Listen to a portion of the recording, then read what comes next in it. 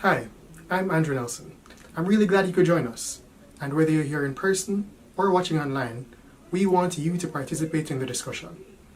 To facilitate that, we'll be using Slido.com, a simple, interactive platform for live Q&A and polling during events. So here's what you'll need to do. First, open a browser on your device. Then, type in Slido.com. Then, enter event code CAPRI. And that's it. You're live. From here, you'll be able to send in your questions, upvote the questions of others, and participate in live polls. We recommend stating your name and location, but that's not a requirement. And that's it. You're all set to engage with us throughout this event. Every child deserves not just care, but belonging. Not just protection, but permanence. Good evening, everyone, and thank you for joining us today. My name is Naomi Wrightson-Palmer, and I'm the Program Administrator at the Caribbean Policy Research Institute, or CAPRI. CAPRI is an independent think tank devoted to evidence-based research towards improved public policymaking in Jamaica and the Caribbean. Today's event marks the launch of a report focused on one of the most consequential and often overlooked areas of child protection policy in Jamaica, adoption. This report examines Jamaica's adoption system not simply as an act of private care, but as a vital tool for public policy with direct implications for child well-being, family stability, and national development. It explores why so many children remain in state care despite the availability of approved adoptive families, and what reforms are needed to ensure that adoption becomes a timely and effective permanency option for children who cannot safely remain with their birth families. For context, CAPRI's work in this field of child protection began in 2018 with a situational analysis funded by UNICEF. And we have UNICEF represented here, Mr. Andre Miller, the country manager. Following that, we produced 2 major studies on child protection, both done with the support of the European Union. And now this report. So with that, I must express that we are especially grateful to the EU, the European Union, represented here today by Head of Cooperation, Mr. Aniceto Rodriguez Ruiz, Program Manager, Mrs. Vanna Lawrence, and Ms. Elena Villar Pascual, Geographical Coordinator. Thank you for supporting this work and helping us to advance evidence-based dialogue in the public interest. After my remarks, we'll hear from our donor partner, Mr. Rodriguez Ruiz. We'll then move into the presentation of the report by Alim Mahabir, based on research led by Sarah Maria Viri. And following the presentation, we will have a panel discussion featuring Dr. Diana Thorburn, Director of Research at CAPRI, Mr. Gavin Goff, Attorney at Law, and Mrs. Diane Gordon-Harrison, Children's Advocate and National Rapporteur on Trafficking in Persons. Together, they will help us unpack the legal, institutional, and human dimensions of adoption reform in Jamaica. And with that, it is now my pleasure to invite Mr. Aniceto Rodriguez Ruiz from the European Union to share his remarks.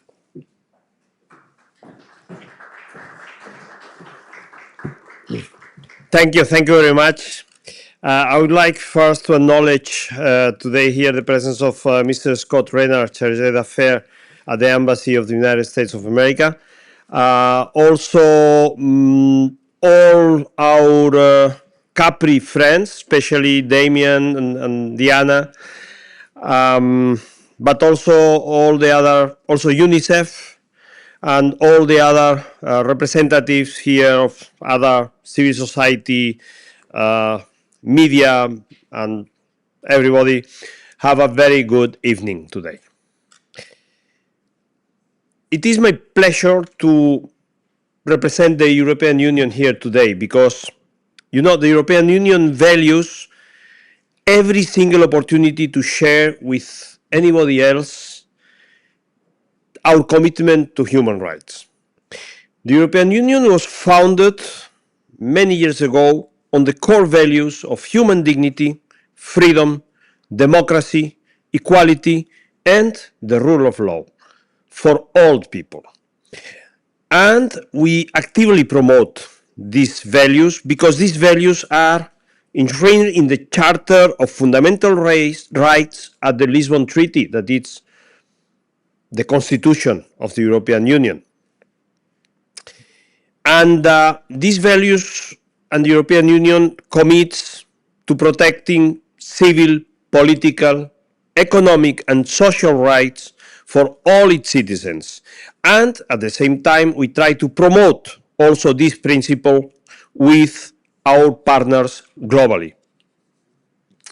As of 2024, 196 countries, almost all the countries in the world, have ratified or acceded to the UN Convention on the Rights of the Child, UNCRC, making it the most widely and rapidly ratified human rights treaty in history. All EU member states, of course, have committed to the UNCRC, and we practice to respect, protect, and promote children's rights, as children are certainly citizens of great value. The European Union demonstrates the value of children through a comprehensive strategy focusing on 6 key areas: political participation, socio-economic inclusion, safety from violence, child-friendly justice, digital safety, and global protection. CAPRI's report on adoption being launched today is not just timely, but is also very relevant to global discussions on population renewal and declining fertility rates, productivity, and human capital development. CAPRI's report speaks essentially to issues of human rights, specifically each child's rights to social protection, child-friendly justice, and policies that secures the best interest of the child as a paramount consideration. Treatment of children in ways that prioritize a child's well-being is indeed an important insurance for the future of every country. The recommendations made by CAPRI in this report on adoption are comprehensive and appear to have taken this best practices approach into consideration. In fact, the recommendation for a comprehensive adoption policy that facilitates inter-country adoption has not yet been achieved in many countries, including some of our EU countries.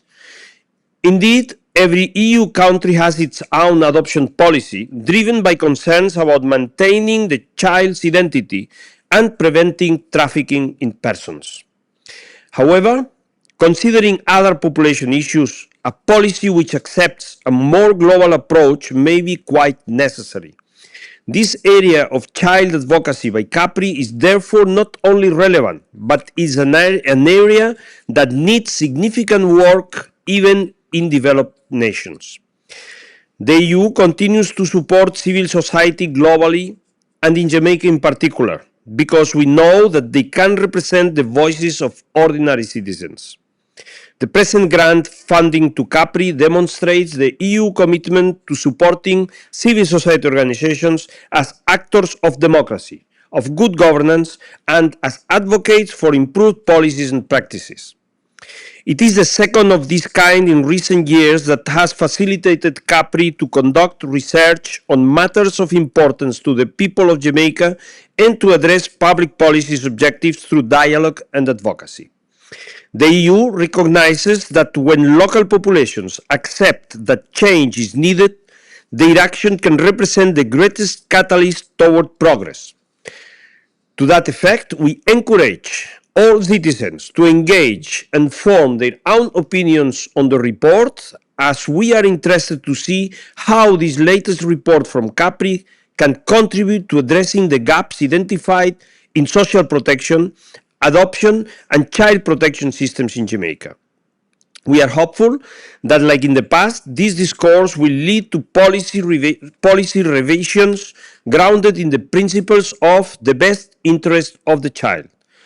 We therefore encourage CAPRI's efforts to amplify the matters that are pertinent to Jamaica and the region, and wish you the best for communicating this report to the several stakeholders and duty bearers who can ensure the changes that will contribute to the achievements of Jamaica Vision 2030. Thank you very much.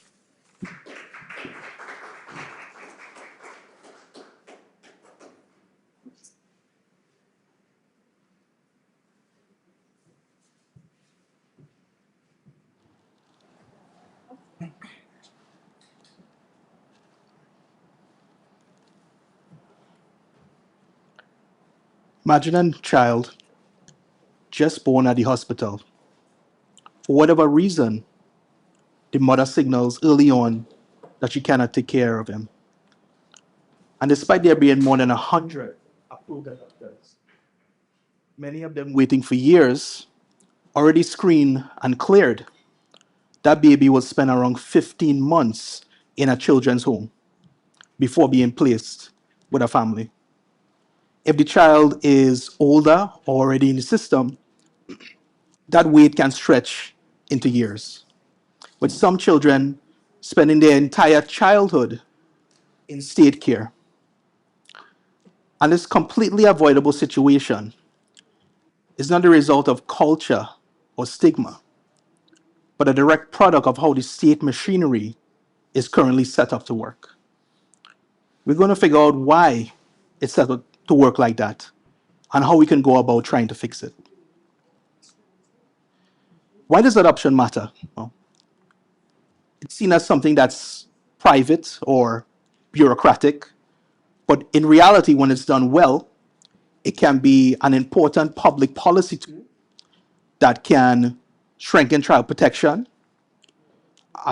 human development, as well as provide social stability in our country.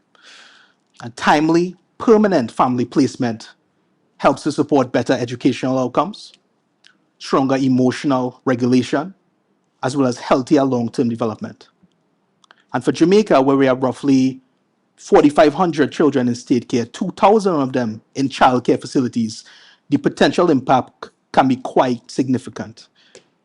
Yet in most years, only around 10 to 20 children who are wards of the state are adopted into non-kin families.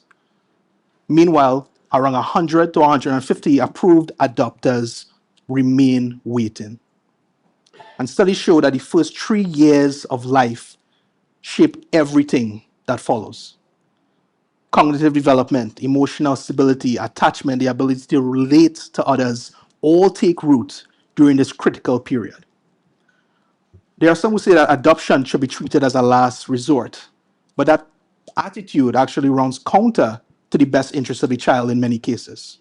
Because even a well run children's home, it simply cannot replicate the consistent, responsive care that a family provides. And once that early window closes, it becomes that much harder for children to recover from neglect, instability, or trauma. Timely adoption, when done as early as possible, and especially in infancy, gives children the best chance at a stable life. The longer a child remains in care, the lower the odds of adoption and the higher the developmental risk it poses to them. Children who grow up in stable, nurturing families, they are more likely to succeed in school, avoid risky behavior, and transition into emotionally regulated adults. We also know the traits related to gang involvement, such as poor emotional regulation, distrust, they often stem from early relational trauma a child might face. And adoption can directly interrupt that pathway, so it can serve not only as a social protection intervention, but also as a violence prevention strategy as well, if done at scale. We also have to confront Jamaica's changing demographic reality. The infertility is rising. The rate is currently below replacement. And assisted reproductive technologies, they're very costly and remain out of reach for most of the country's population.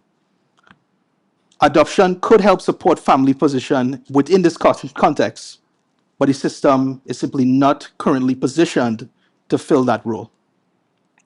So given all the evidence showing the benefits of timely adoption, question is, why does Jamaica continue to have such a low rate of non-kin adoptions? Why do so few children get matched with willing families who want them? Research found that there are many structural barriers that shaped adoption outcomes, with the core barriers surrounding the issues of outdated legislation, an ambiguous governance framework coupled with weak oversight, as well as chronic administrative undercapacity. With these forces working together, to slow and block adoption. Jamaica's adoption law, it dates back generations to 1958, and it has never been revised since then. And it's important to know that it was based on the UK's Adoption Act of 1958, which itself has undergone 3 subsequent revisions. There's also the Child Care and Protection Act. It's more modern, it's passed in 2004, but it covers the wider child protection system, but it does not reference adoption at all. So we have 2 laws operating in parallel, but without any sort of alignment in terms of content. And this results in a situation that creates a number of contradictions around legal definitions. What is in the best interests of the child? That's still not clearly defined. There's also issues around permanency planning, timelines, and a number of discriminatory provisions as well, such as restricting single men from adopting girls and blocking unmarried couples from adopting jointly when there's no evidence these categories cause more harm than others. So it's a case where the law is not being modernized to reflect current societal trends and realities, and where policy and practice is based on feelings rather than the prevailing evidence. The adoption board is the legal authority, but it has no office, no staff, and no operational control. In practice, the CPFSA runs the entire process, but without a clear legal mandate to do so. This results in a situation where there's no formal reporting, no oversight, no accountability, and there's also no information on how many children are eligible, how cases are progressing, or how the waiting list is managed. Critical information.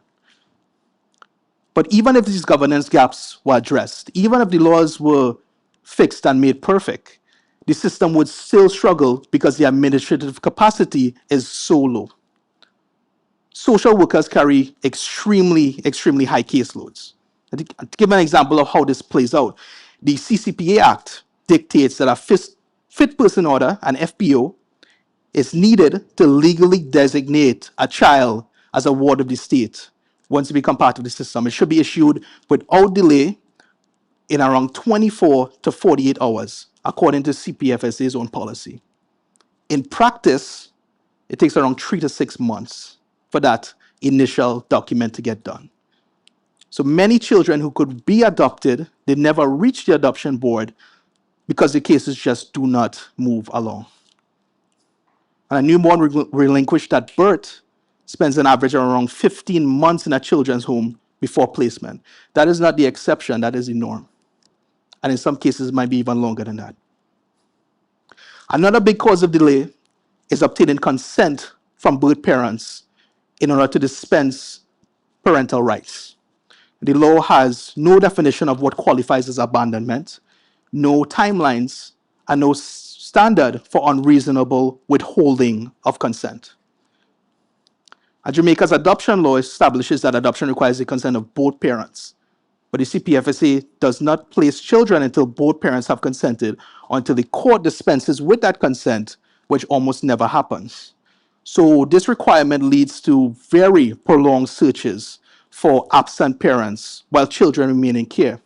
Sometimes when the parents are not even known, or this is a nickname for them, they still go out and look, and that can in itself take years. To avoid this, other countries and jurisdictions employ clear legal triggers with timelines. Bermuda dispenses with consent in around 12 months' time. South Africa relinquishes it after around 3 months of no contact between the birth parents and the child. Jamaica has no such triggers. Foster care is not governed by statute, and there's no legal requirement to assess whether a foster child should be considered for adoption. So foster care and adoption are treated as completely separate programs. And because of this division, many children remain in long-term foster care even when reunification is no longer realistic or possible even in situations where the foster parents want to adopt them, and even in situations where the foster parents are already on the approved list of adopters. The report also found a number of activities around adoption, stigma that exists both for the adoptive families and birth parents. But ultimately, culture is not the main barrier to this issue. The heaviest obstacles remain the legal, institutional, and multitude of procedural issues we have just talked about. Our public attitudes, they often reflect the system's weaknesses. We expect that when the system improves, attitudes will improve as well. But further study is definitely needed. So where do we go from here? How do we improve the system? Well, we propose a set of reforms that can make adoption a real permanency tool in Jamaica. Prominent among them is the need to modernize the legislative framework by integrating adoption and child protection into a single coherent system under a single combined legislation. There's a need to clarify governance between the CPFSA and the adoption board, and addressing this via legislative changes as we recommend. That would be the ideal way about it, but we know how slow the legislative process can be in Jamaica. So in the interim, this can be addressed via something like an MOU agreement. There's definitely a need to strengthen CPFSA capacity, more funding for staffing, ancillary support to ensure that they deal with that backlog and cases continue to progress along and those caseloads are reduced. Is I need to consider the introduction of permanency timelines and legal triggers, again, to ensure that cases keep progressing. We should give consideration to the removal of discriminatory barriers and modernize adoption practice, removing those blocks for certain categories like unmarried couples, and including openness in the adoption process where appropriate. There's definitely a need for more data.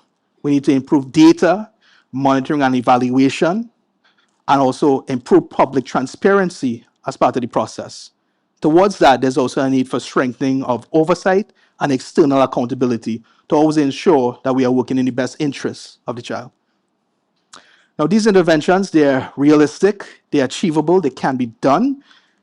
And at the heart of this work is a really, really simple idea. An idea I don't think anybody here would disagree with. Children deserve stable, loving families. And when the birth families are unable or unwilling to provide that, the state then has a concurrent responsibility to ensure permanency for them. And this report shows that adoption is not failing in Jamaica because people do not want to adopt. Many do. It's failing because the system is not designed to serve the best interests of the child. It's designed to connect children to families in a timely and purposeful way. But we can't change that. We can modernize the laws. We can strengthen capacity.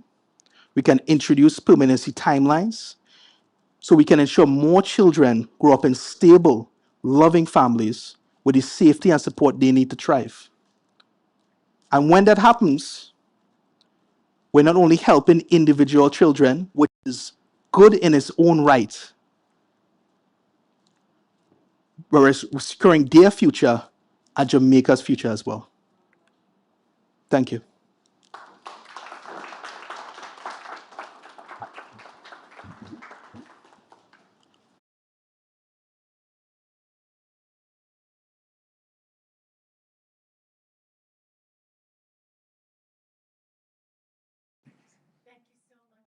For that presentation. My name is Diana Thorburn. I'm the Director of Research at CAPRI, and I'm going to be moderating this evening's panel discussion with our panelists, the Children's Advocate of Jamaica, Mrs. Diane Gordon Harrison, if you join me here, please, and Mr. Gavin Goff, who is an attorney at law, but more importantly for the purposes of this discussion, is an adoptive parent and former foster parent. As many of you here might know, but many watching online might not know, I also have to make a declaration of transparency, which is that I have been a member of the adoption board since 2012. And so I bring to this conversation today, first of all, a great deal of emotion, but also a lot of experience in having dealt with the cases that have come before the board, the case committee, and the circumstances, many of which informed the questions that this research set out to answer. I was not the lead researcher, but I did, in my capacity of director of research, give supervisory guidance. I should also say, even before I get to that, that we will be using a platform for question and answer today called Slido. It's slido.com, and the event code is CAPRI. We'll also be taking questions from our audience here with us in the studio. But those of you who are watching, and those of you who are here, if you don't want to actually say your question out loud, you can post questions on Slido, and then you can also vote up questions that others have posed. So if someone has a really good question that you would also like to have answered, you can vote that up, and then I will see that at the top of my screen when I look at the questions on Slido. But before I go to Slido, there's another thing on Slido, which is a poll, which we'd like you to answer, which we'll come to the results of later on down in the evening's discussion. So thank you so much for being with us. Both of you bring different but important perspectives to this topic from your work and from your own experience. And even though I supervise the report, even though I've been on the adoption board for so long and been involved in the sector for so long, I also learned a lot from this report. Things that I hadn't realized before, connections I hadn't made that helped me to understand it clearer. I also saw some gaps too that we can talk about if we get to. But I wanted to ask you, from having heard the presentation from your own experience, what from the report stood out most sharply to you, especially from where you sit? I'll start with you, please, Mrs. Gordon-Harris. All right. Well, first of all, thanks for the invitation. It is good to be here. And as you know, Diana, we have had discussions about this particular issue. And I think just looking at how the report concretized certain things, something that was particularly attractive for me was the normalization of triggers that will help the system to move along. So those triggers, for example, that will dispel the concern that a child is not legally available for adoption, I think would be an important advancement, because when you have a system and a process that works based on targets that are standardized, I can only see that as a positive.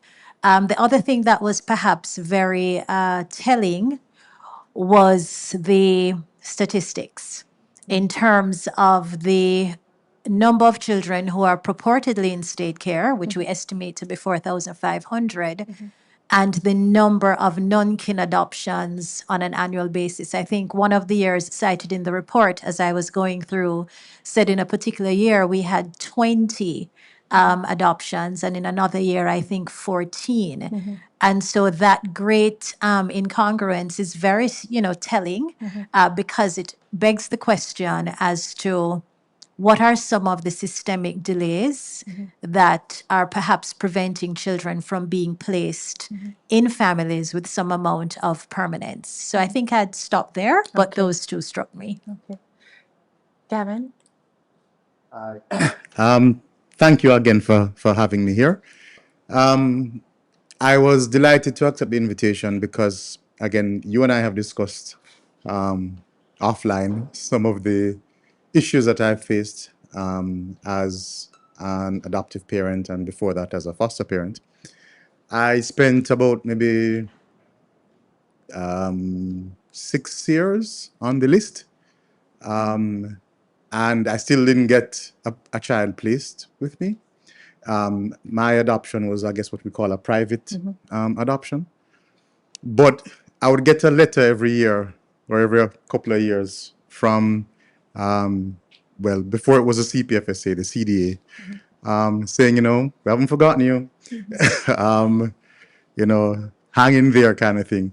And so seeing the report really capture the experience that I had gone through, I should say my wife and I had gone through, and to see how deeply it was entrenched in the system, knowing that there were, maybe 140 other letters like mine being sent, saying just hang in there, and it doesn't tell you where you are in the queue. I mean, if it told you that, there are 100 people ahead of you, but I probably wouldn't have been as receptive to those letters.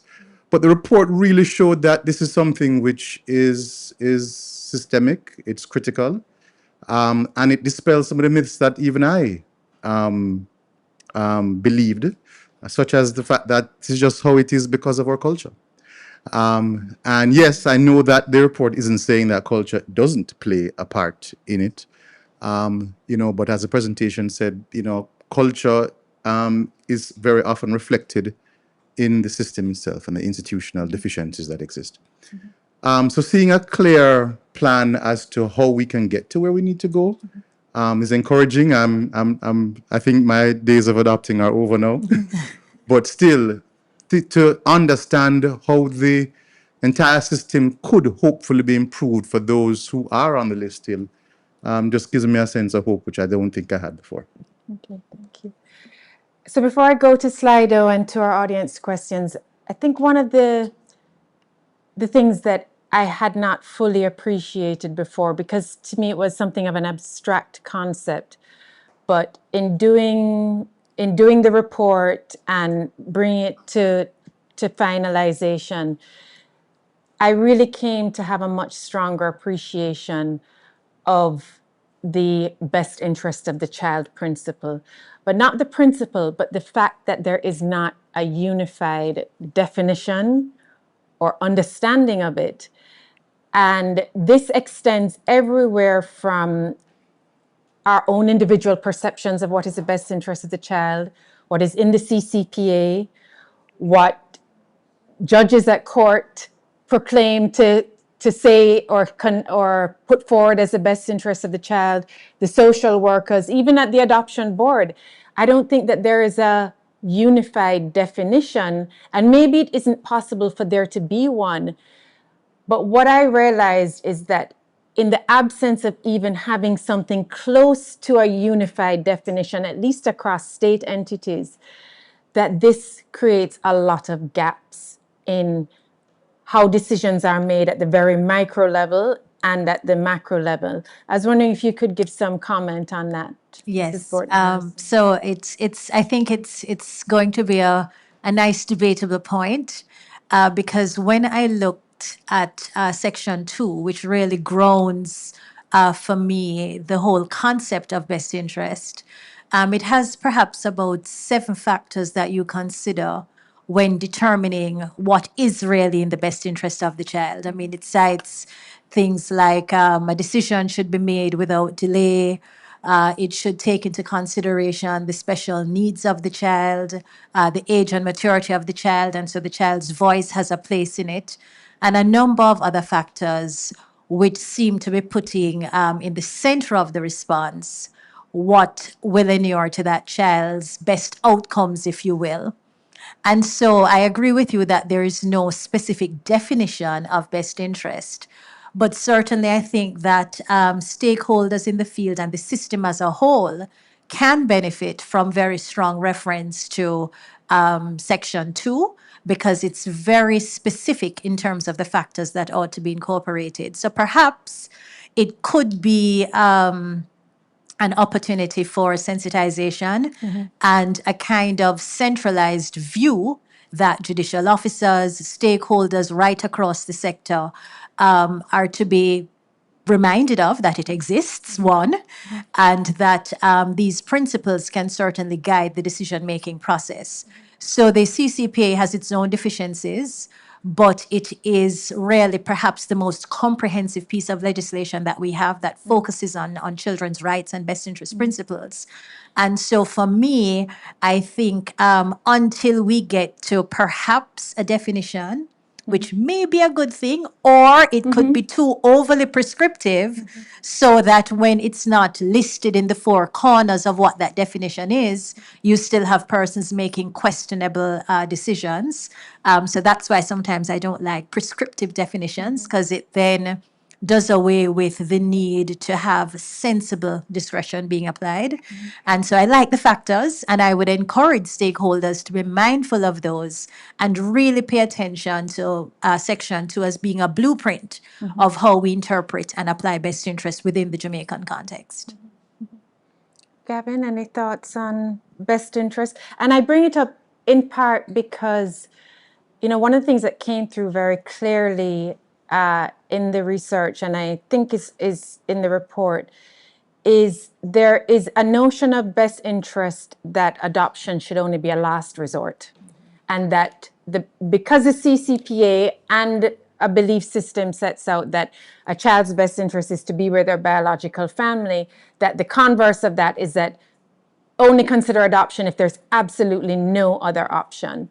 Whereas another understanding of best interest, which I think some people do hold, I know certainly on those of us on the adoption board have this perspective, is that the best interest of the child is a stable family, which might not necessarily be their biological family. In fact, it may not be their biological family at all.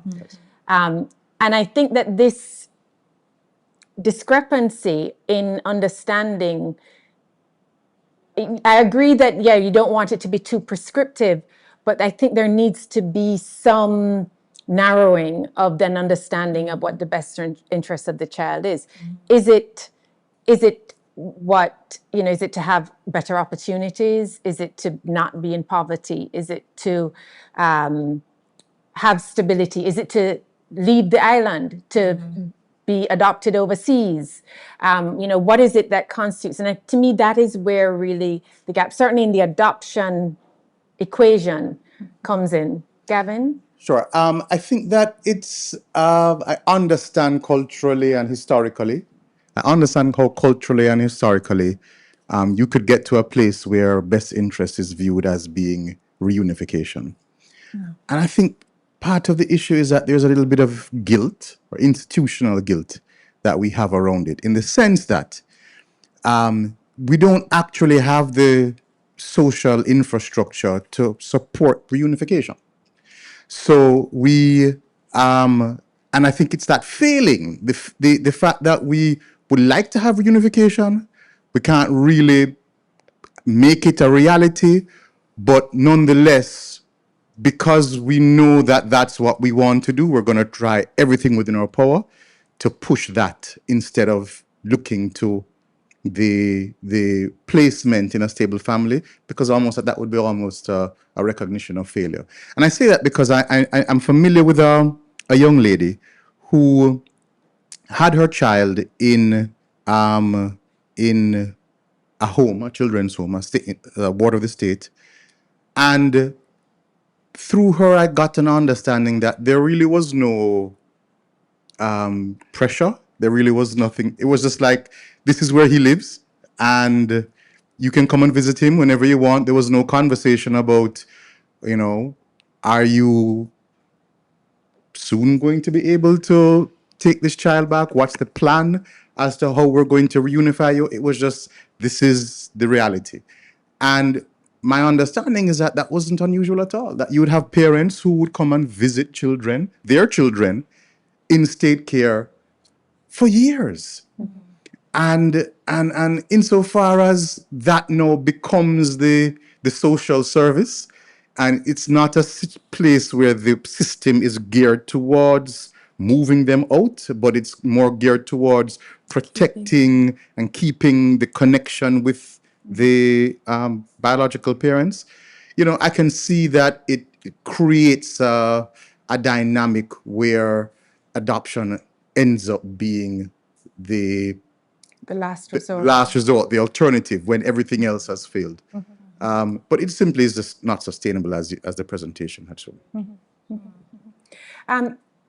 So given that, actually, like how the practical interpretation of it goes, do you think, Mrs. Gordon Harrison, that maybe in the revision of the CCPA, that there might be a consideration of whether it's broadening the definition. I've just said we should narrow it, but maybe broaden it or somehow ground it in something that isn't going to lead to a situation like that. That because the best interest principle is defined so clearly or strongly as with a child's biological family, that it leads to a situation like that. You know, how do we navigate this abstract but such a powerful principle that affects so much of what happens with our children? Right. So I think it certainly wouldn't hurt. Gavin has given one story. I could give many. And I think, the refining of the legislation, whatever that looks like, whether it's a broadening or a narrowing, so that persons have a more hands-on concept of what to look for in determining best interest. It's certainly something that should be looked into. And because now, as it is, if the prospective adoptive parent simply gets frustrated and walks away, then we have another disappointed prospective parent. We have another child who has perhaps missed out on a permanent placement. And if you don't have a prospective parent who says, I'm going to bring this to the attention of someone else, then it actually goes without being addressed. As you know, one of the functions of the Office of the Children's Advocate is to look into instances where persons allege that the child's best interest isn't being met. And just as we're having this discussion, I do remember years ago, one such prospective adoptive parent said, I don't think this decision is fair. It was an inter-country adoption from one of the countries on the schedule. And what was the pervasive situation in that one is that she was not Jamaican, and there were concerns about the child having the cultural acclimatization when that child goes to North America. And so that was the issue, despite other things that said that this may have been in the child's best interest and very probably was. And so I go back to your question to say that a refining of the legislation could perhaps be the countervailing force against that kind of de facto automatic mindset, which sometimes is problematic because it's left to the discretion of the particular officer, perhaps. And there is no standard per se as to when to draw the line, to look at other factors that really are showing a preponderance of benefit that would inure to the child. Well, I think one of the things that stands out to me is that it's the discretion at many different levels. So first, there's the discretion of the children's officer who is working with the child. Then there's the discretion of the adoption board case committee members. And then there's the judge's discretion and so there's all these different individuals bringing their own perspectives, informed or not, by the CCPA or some other ideology or idea of best interest. And so and it can kind of go any way at any of those points. And I can imagine that I think what the report showed to me was how much that matters in a way that I had not myself appreciated before. And especially when it comes to when the case comes before the court. It's one of the areas that the report did not address, which is the judge's discretion, and how unpredictable that can be, and how often that the adoption board has to provide a reason if it does not approve a case, but the judges don't. They don't have to address that. And even though we didn't deal with that part of it in the report, I was just wondering if you could give some thoughts on how do we begin to think about that level of what happens when the case goes to court. So it's already gone through the system. It may have moved slowly. It's gone through the adoption board. It's gone through the case committee, and it's at court. And we have an unknown judge in front of us, or a judge who does not give consistent decisions on these cases. The report didn't deal with it, but I was wondering if you had any thoughts about that level of the discretion and the decision making? Well, there's always the option of judicial review. All public officials who arrive at decisions after considering matters, persons do have the option to seek judicial review of those particular decisions. So that's available. But again, it is going to depend on the appetite of the party who wishes to have that decision reviewed, to go through that particular process. And so at this stage, given the reality and the context that we have, that is perhaps the only avenue at this point. We have had, just to reference again, the case I mentioned just now, it didn't get to that level yet in terms of court, but the prospective parent who had an issue with the process that was being employed in terms of determining whether she was suitable brought it to the attention of the children's advocate. And so we ended up making strong representation to say, look at these other issues and so on. So there are different points, but when you speak about judicial review, then it would have to be the formal engaging of the judicial review process through the Supreme Court to look at the decision, what factors were considered, were the factors appropriate or not, and then to seek some kind of guidance as to what the next step would be. But that's all that exists now. A powerful tool, though, I must say. Yes. Can I just say that it's funny you mentioned the judge's discretion, because I went before two different judges, about maybe 5 years apart. And the first judge, they were such a stickler for the process and making sure that, again, there's no way that we can get these parents back into the picture.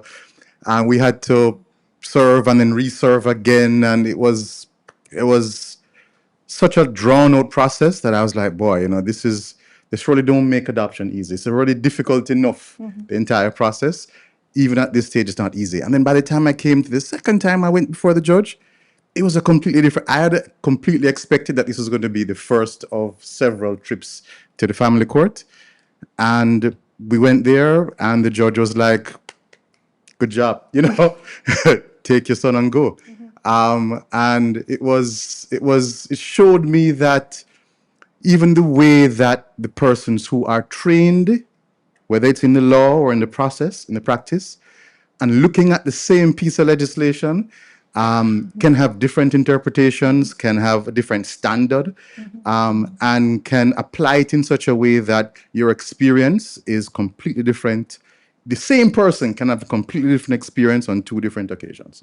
So standardizing it, and as the report said, making sure that there is sufficient staff, and resources and training, so that there is a greater consistency in the decision-making process, and more checks and balances, that's all going to strengthen the system overall. Okay. I want to remind everybody here as well as online that you can post questions on slido.com, event code CAPRI. And then we also have some questions or a comment from somebody in the audience, I believe, which we can take. So, continue and then we'll do it. Okay, great. Okay, so there is something here on Slido that I just want to address to get it out of the way. It says, can you speak to the likelihood of a single woman being able to adopt if it is more difficult? No, it's not.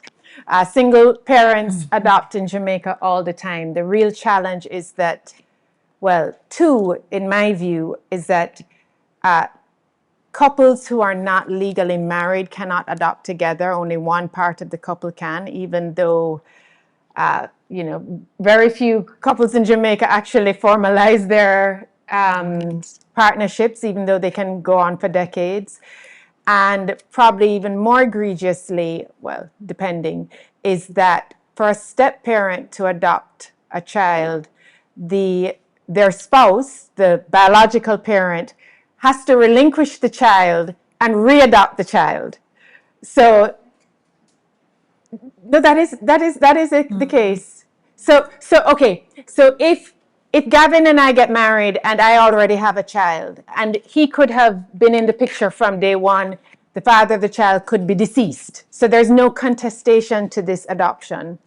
I have to relinquish the child, give up the child, and then we both adopt the child back together for him to become the legal parent of the child.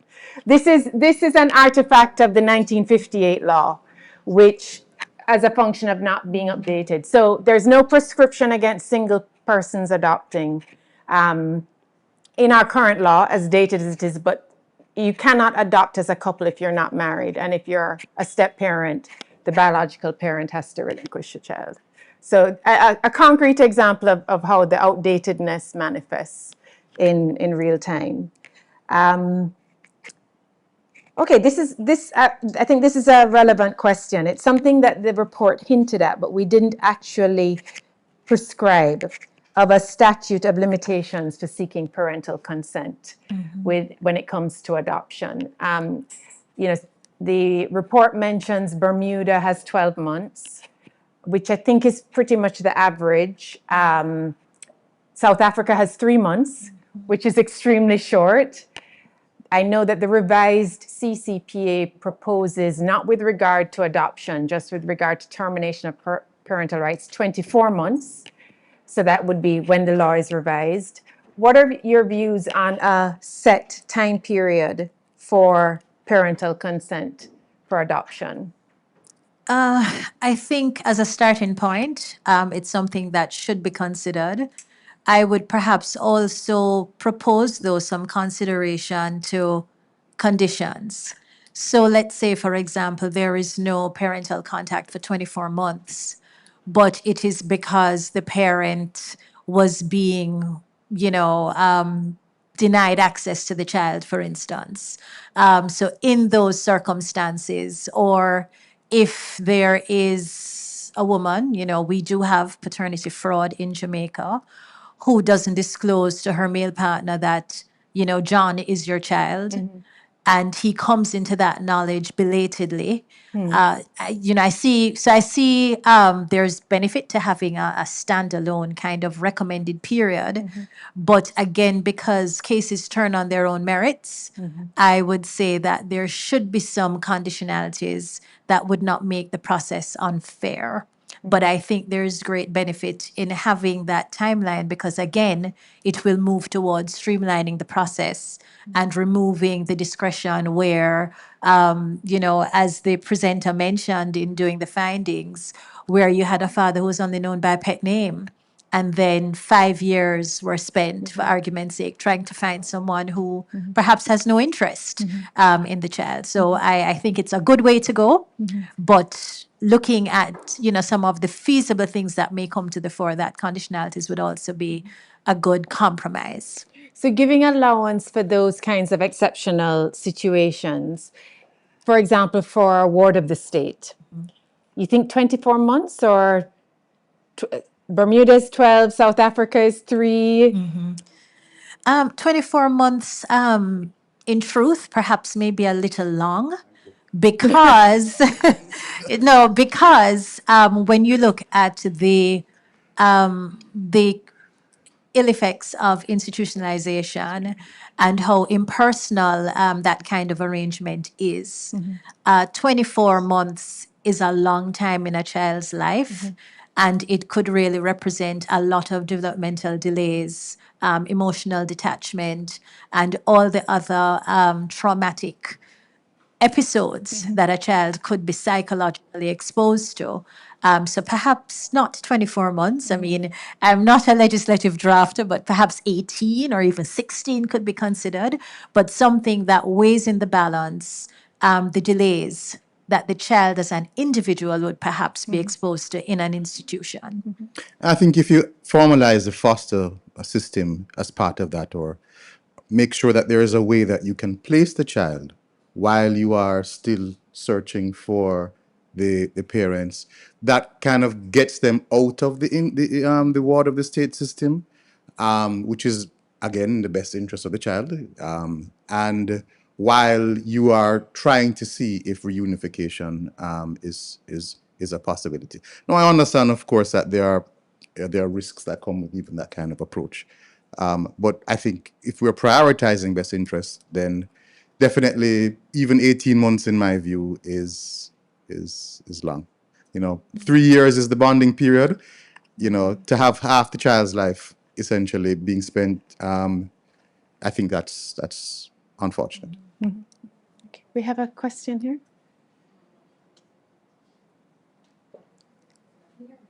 Not yet. Can you hear me now? Yes. Okay.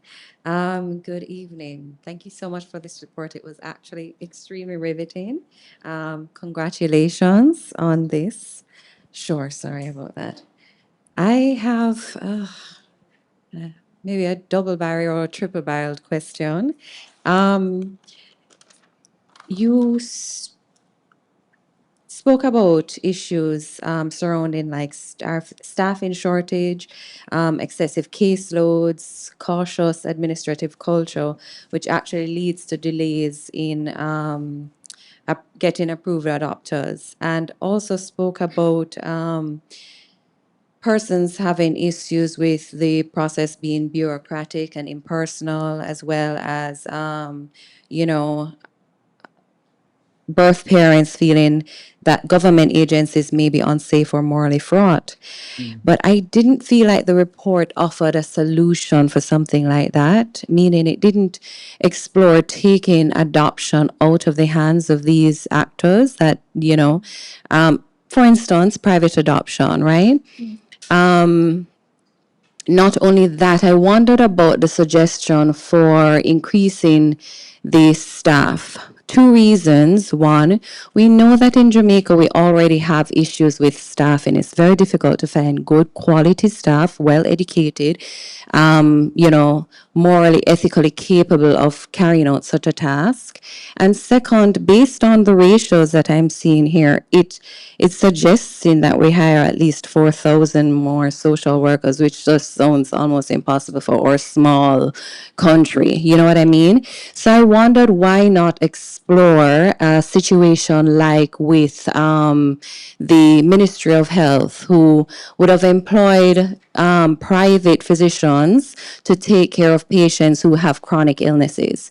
So, for instance, in this setting, in the adoption sphere, you would be the government may be able to, or the Child Protection Family Services Agency may be able to engage with attorneys who are already qualified, who are already morally and ethically bound, maybe even to get special training, to get a license, and to be able to, name a price for this service of, providing adoptive care or agency for prospective parents. So that's like my question to you, but sorry, Mr. Goff. I wondered about your experience in this whole between the when you ended up doing private versus how it was when you had to go through the public system, and what that difference was for you. Well, let me just address a couple of things. We wouldn't need 4,000 more social workers. We'd probably need 400. The international recommended standard is 25 to 35 cases per social worker. In Jamaica, our social workers carry a caseload of about 150, which is not acceptable. That's a question of straight resources. That's not anybody's fault per se. And, I think it's fair to acknowledge that the social workers do the best with what they have. I don't think nobody goes into social work for the money. They're in it for, to give service because they love children. And I think, so that, not 4,000, but 400. But I think the main question you're asking, and it's actually a very interesting one, and one the report did not consider at all, was the idea of privatizing some aspects of adoption services.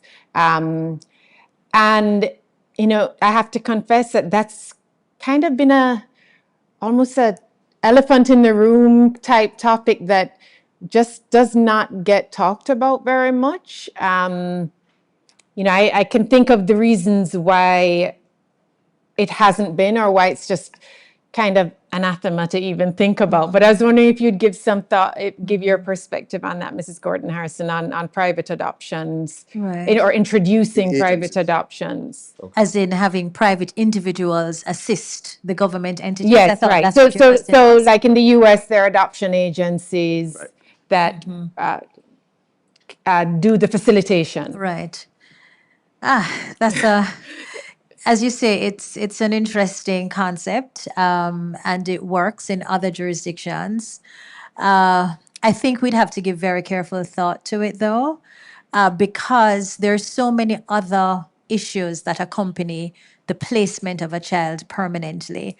I know, for example, in almost all jurisdictions, especially if you're looking at intercountry adoption, one of the issues that is put on the table very squarely is whether there are any exploitative practices, for example, that were brought to play. I mean, this is an era where human trafficking continues to multiply exponentially. And just the due diligence and the ability of the system to ensure that these independent private entities are in fact coming to the table with clean hands and with good intentions. I think, for example, just off the top of my head, of Haiti, where you have orphanages that are supposed to be assisting with the placement, safe placement of children.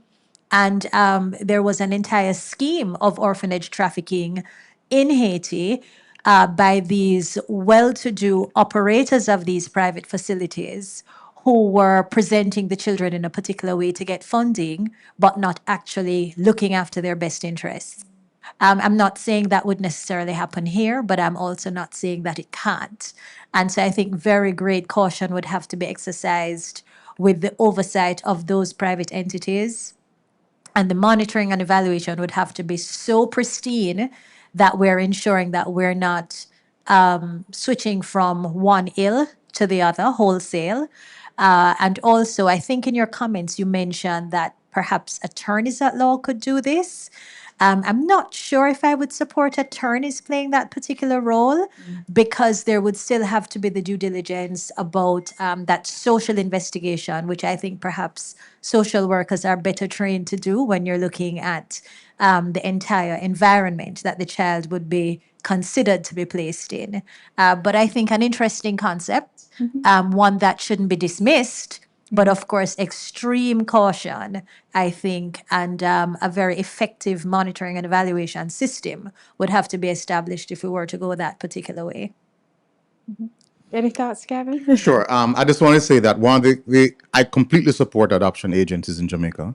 I have very close friends who would in the States would use an adoption agency, and so we're able to compare notes, even in terms of the home visits that were done by the agents here in Jamaica versus in the States. So I absolutely support it, and I think that there's a need for privatization of some of the administrative aspects of it, because of course the decision making can't be privatized, but the administration and the paperwork and the searching for people and things of that nature. My real concern about it is access. So as you probably know, the adoption agencies charge a pretty penny in the United States. And if it's a case where the people who have the ability to afford that kind of service are immediately pushed to the top of the list because their cases move through faster, then it kind of underscores the inequities in our system, which we don't want to deepen. To ask the second part of your question about my experience, both of my adoptions were private adoptions. And in both cases, you still have to go through the adoption board and CPFSA in order to have the court make the order relinquishing rights and having you adopted as adoptive parents. What I would say is that, private adoption is not for the weak of heart, because there are so many just heartbreaking issues that my wife and I faced in going through both of ours. One of the main problems that private adoptions have, well, I guess I'll give you just one, is that there is a very transactional expectation, put it that way, when you are having a private adoption. And so it's very clearly set out in the law that you can't pay for a child, but when a biological mother says, I need support. I can't afford to eat. And if I'm not eating, my child is also not eating. And therefore, I really need whoever is going to be adopting my child to be responsive to that need. And, you know, the adoption, the officers, they don't want to hear that. You know, immediately they hear human trafficking. No, no, no, no, no, no, no, no, no, no. But off the record, they're saying, listen, you know, if it's for the best interest, if it's for the best interest of the child, then you have to do these things. So, but that expectation that there will be some sort of financial support, and the fact that this person probably knows where you live and they'll be able to contact you in a number of ways, unlike through the closed adoption system that operates through the adoption board. That's also a big aspect of it, you know, knowing that somebody out there might think that you have their child and that they haven't been properly thanked, you know, for their service, is a real concern for us. Yeah, and you know, thank you for bringing that up. It's a very sensitive area of not only of private adoptions, but it also kind of transfers over into the regular adoption system as well. Because the truth is that people don't relinquish their children unless they're in a very, very bad situation. People do not give up their children for fun. And, you know, similar to what Gavin said about heartbreaking cases, many of the cases that we see at Adoption Board, there's a lot of loss. There's poverty. And there is, even in the public system as well, often a question of, is this the right thing to do? And, you know, where this child will be better off. But what happens to the parent who, because of their circumstances, had to relinquish the child?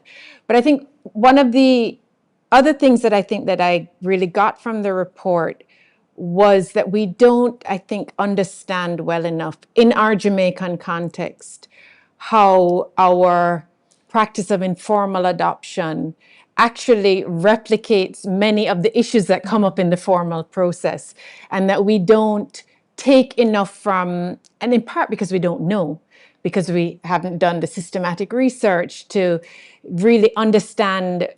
So the phenomenon of a private adoption where there's somebody expecting something, that also happens in informal intrafamily adoptions too. Yes. You know, the sister who gives her child to her sibling who, for whatever reason, wants that child, can't have a child, also often has an expectation that is even more pervasive because they're still family and they have to see each other. And I think that there could be a lot to learn from the informal system if we could get a more empirical grounding of how some of these negotiations are handled, and also some of the outcomes too. I think that's one of the things that has been clear, you know, both in the previous work that we've done on child protection in our first report, but it also is a factor that comes to us on the adoption board. And it relates back to what you were saying earlier, Mrs. Gordon-Harrison, about the case where it was felt that the child's best interest was better served by their retaining their Jamaican identity against the opportunity to have a family. Mm-hmm. And part of the reason that continues to be a back and forth is because we don't really have any data about outcomes. We don't know if a child adopted, what happens to a child when they're adopted overseas. We have anecdotal reports, both good and bad. You know, we have, many of us have stories. I mean, I know a story of a child who was adopted overseas and basically became a farm worker in their family, in their US families, on their farm.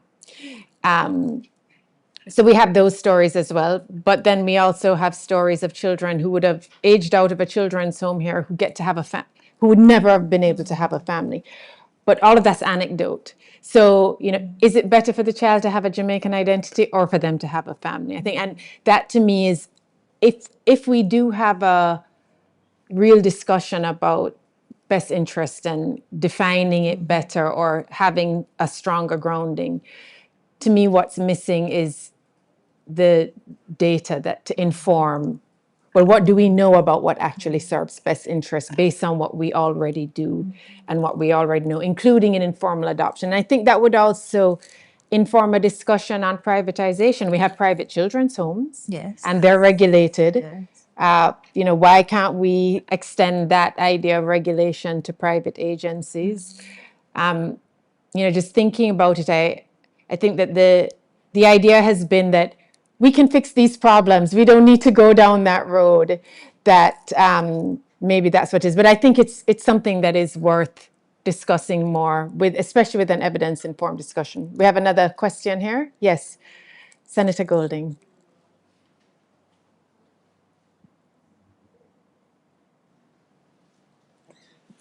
Good evening, and thank you so much for inviting me to come this evening.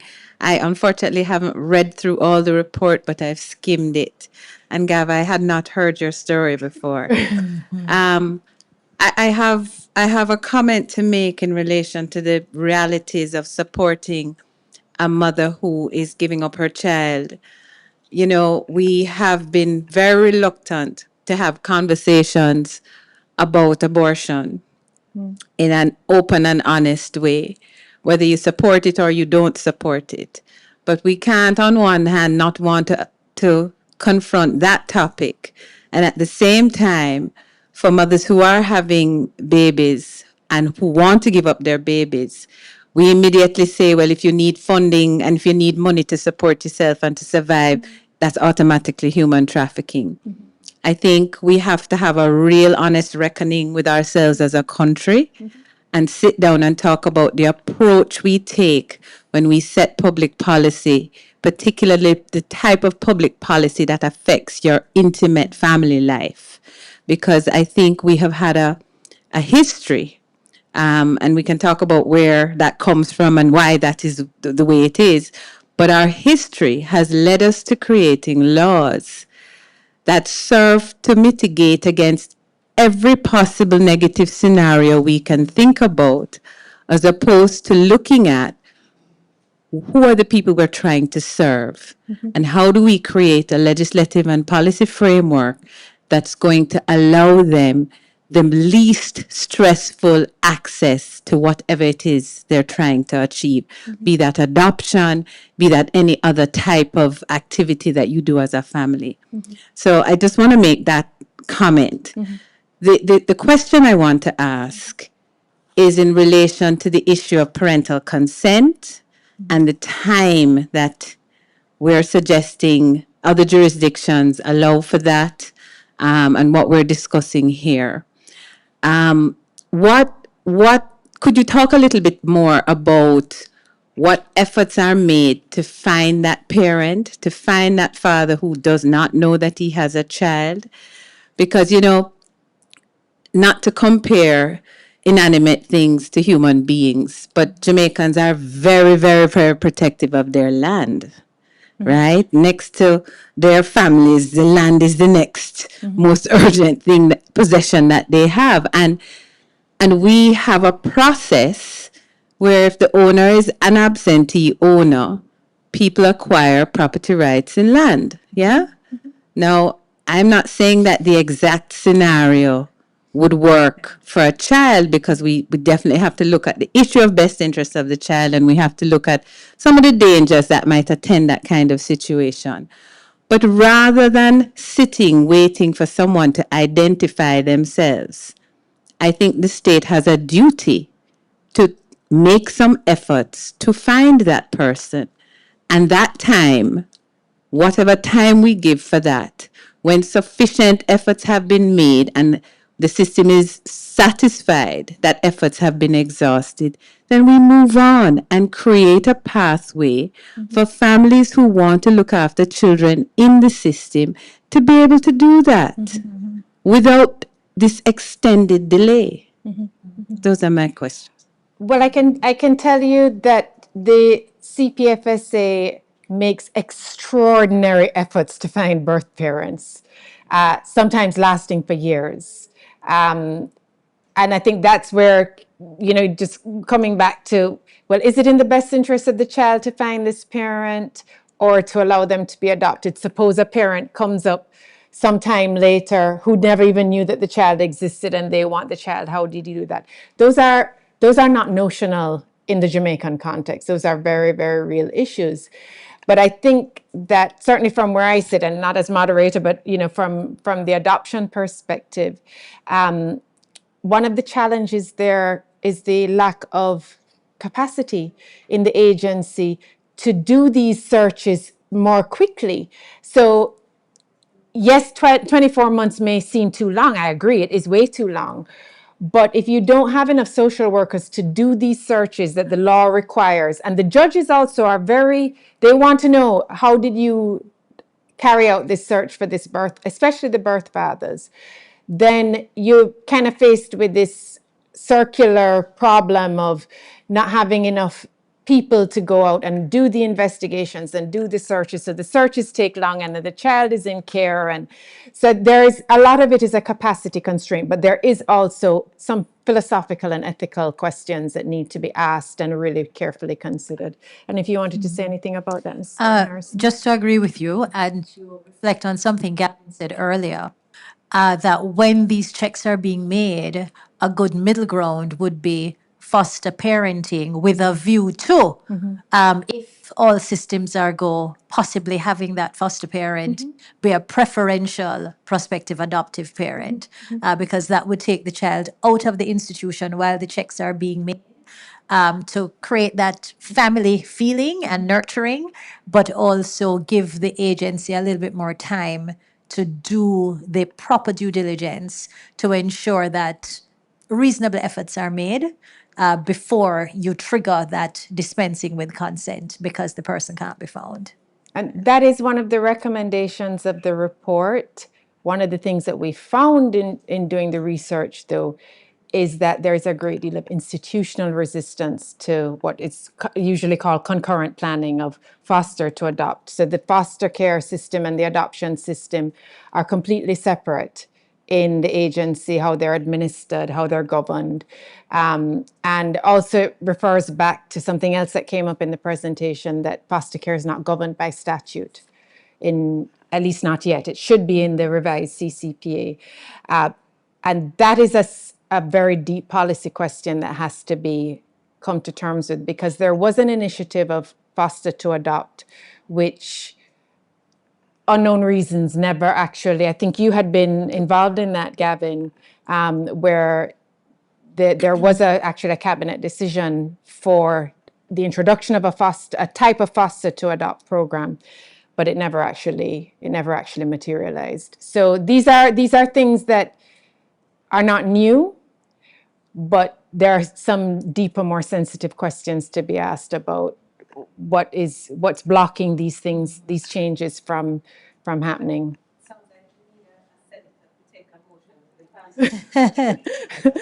Why do you think we invited you? Yeah. Okay. And thank you. And I asked this question as a non-Jamaican, and I would ask this, I just want to caveat by saying I would ask these same questions if I was in a U.S. forum, because we have our own problems with our child welfare systems and adoptions. Is working in this sector, prior to being chargé, I came to a place, and I'm curious what your comments would be, where I came to feel I wasn't working with a system that served the interests of the child, and I had to find ways to reform it to serve the best interests of the child. To be honest, I began to feel in some situations the system was harming the child. And I needed to, which gave me a feeling of urgency and purpose and prioritization, that this wasn't just an And I think back to like the 1980s in Romania or something, when the world, UNICEF leading the way, stepped in and said, we've got to stop this. This is hurting kids, these Wild West adoptions. And I don't want to be overly dramatic, but is some of what was in the report and alluded to in the presentation, are we actually talking about a system that may be harming children with years spent in care, that should lend a greater sense of urgency to some of the, I'm a lawyer as well, some of the legal changes that may need to happen? You want to take that one on, Mrs. Gordon Harrison? So I think to some extent there is a recognition of that, which perhaps may present an idea around the move towards deinstitutionalization, which can be a legal process, or it can be through standard operating procedures, it can be a policy kind of imperative. But I think while we have all agreed, I think now that institutions do not raise wholesome children and do not have them realize their best outcomes, I think there's a disconnect in what the deinstitutionalization process should look like. So you mentioned, for example, the foster to adopt. That's something that perhaps could be revisited because there's so many foster parents also who have developed real bonds with the children that have been placed with them, and they want to adopt, but sometimes because of the process, you're told that, okay, before you do, we have to put the child back in care in a facility while we then move to adoption, which again comes to perhaps the need to have more concurrent thinking and processing. So I think you have hit the nail on the head about certainly the recognition that if the system is re-traumatizing children, or having harm, or having them exposed to harm, then it means we need to look at systemic changes. And so I think the discussion is very timely, and the opportunity really is being created. And I think this report is certainly a part of the solution in terms of looking at some of the workable strategies to seeing how we can have the system be more responsive and also contribute less to any traumatic episode that children may have at any level. Gavin, any thoughts on that? Yeah, I would just say that my experience, both as a lawyer and as an adoptive father, is that there in the out of the desire to be cautious and to make sure that you're protecting the child, you are absolutely doing more harm than good. I remember in my own experience, the when our children were born, because our private adoption had actually taken place from the babies were in utero. And when we were trying to assist the biological mother in the hospital, there was strong resistance even from the nurses in the hospital, almost saying, who are you? Why are you here? We don't recognize you, and kind of almost asking the biological mother, are you sure you want to do this? And just like it just creates this environment of that works against the best interest of the child. And I think that if we had not only better laws but a better appreciation of how best to move from paper to practice, and how best to support people who are in this very fragile state, because both the biological mother and the adoptive parents are really requiring of support in more than just a legal way, an emotional way, and a social way as well. So I think there's a deep-rooted change which needs to take place, and I think from a legal perspective, it starts there, and hopefully, society will and culture will change once the laws do. When I was told that we were going to be doing this for an hour and a half, I was worried we would run out of things to talk about.